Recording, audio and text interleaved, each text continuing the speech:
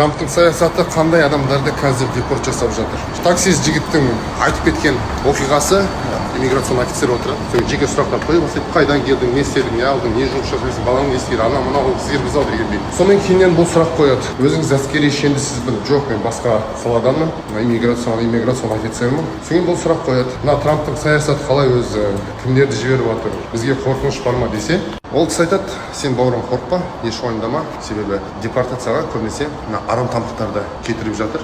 Олар жұмыс жасамайды, төлеуленбейді, тірлік істемейді, үйде құр жан басын тыртырғасып, мемлекеттің мойнында отырады. Арам тамақтар сондайларды құртып жатыр дейді. Сондықтан ағайындар, егер сіз осы жақта заңды жүрсеңіз, құжатыңызды күтіп отырсаңыз және бизнесіңізді жасап, тірлігіңізді жасап, жұмысыңызды жасап, салығыңызды төлеп отырсаңыз, онда сізге ешқандай қорқыныш жоқ. Қазақтарға бір ыза болатыным, сол еті тірі өздері осында келіп тірлік жасап, жұмыс жасап, бизнес ашып, сол тіршілік жасап жатады. Бір ызалығым сол жағынан біздің қазақтар мықты.